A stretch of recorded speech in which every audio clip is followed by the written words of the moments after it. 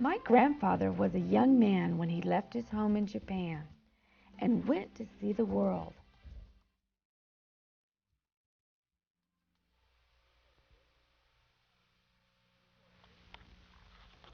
He wore European clothes for the very first time and began his journey on a steamship. The Pacific Ocean astonished him.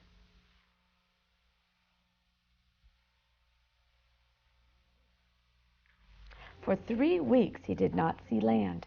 When land finally appeared, it was the New World.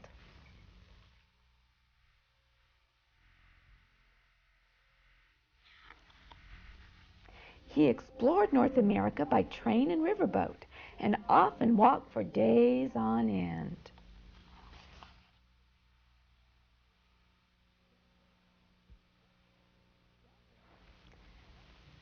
Deserts with rocks like enormous sculptures amazed him.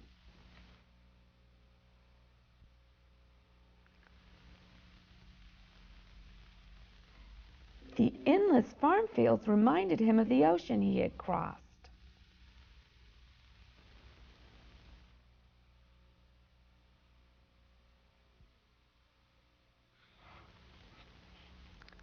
Huge cities of factories and tall buildings bewildered and yet excited him.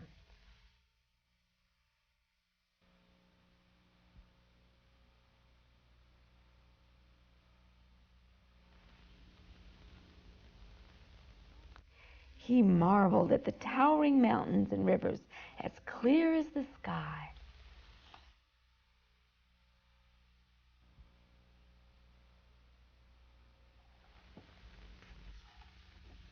He met many people along the way.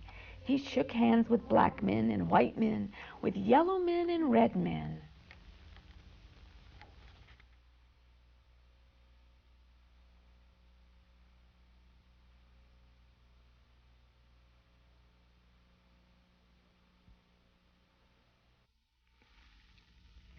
The more he traveled, the more he longed to see new places and never thought of returning home.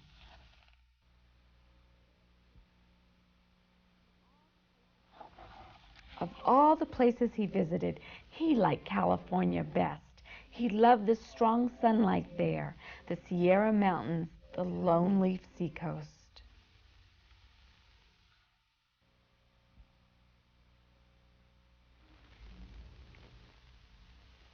After a time, he returned to his village in Japan to marry his childhood sweetheart.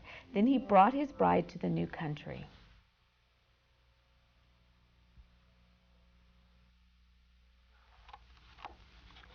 They made their home by the San Francisco Bay and had a baby girl.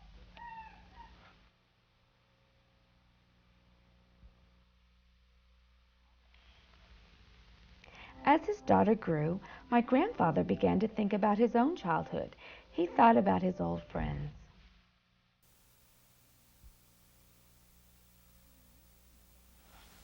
He remembered the mountains and rivers of his home.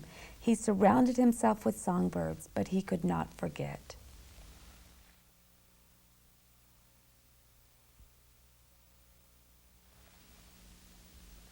Finally, when his daughter was nearly grown, he could wait no more.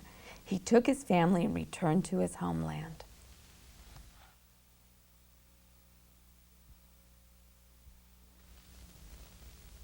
Once again, he saw the mountains and rivers of his childhood. They were just as he had remembered them.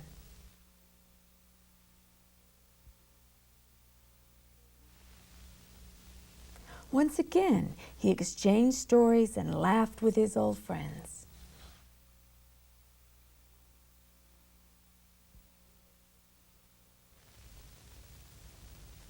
But the village was not a place for a daughter from San Francisco, so my grandfather bought a house in a large city nearby.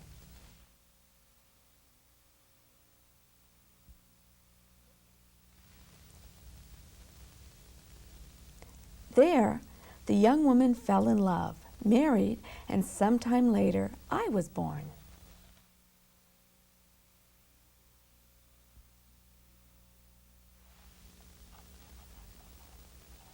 When I was a small boy, my favorite weekend was a visit to my grandfather's house. He told me many stories about California.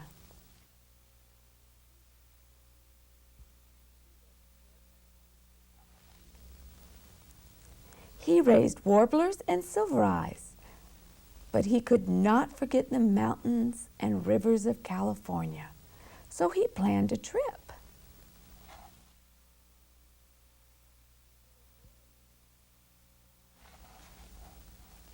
But a war began. Bombs fell from the sky and scattered our lives like leaves in a storm.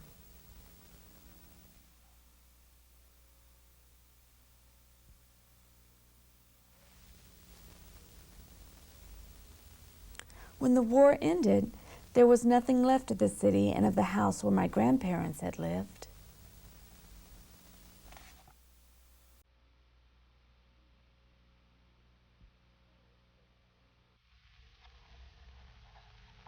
So they returned to the village where they had been children, but my grandfather never kept another songbird.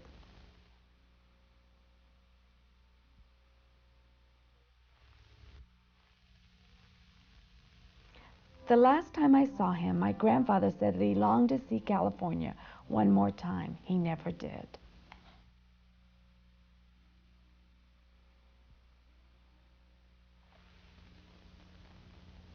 And when I was nearly grown, I left home and went to see California for myself.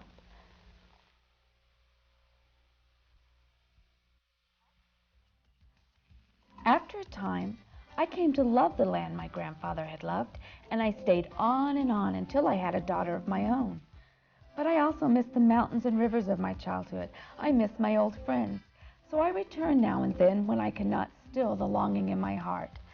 The funny thing is, the moment I'm in one country, I am homesick for the other. I think I know my grandfather now. I miss him very much.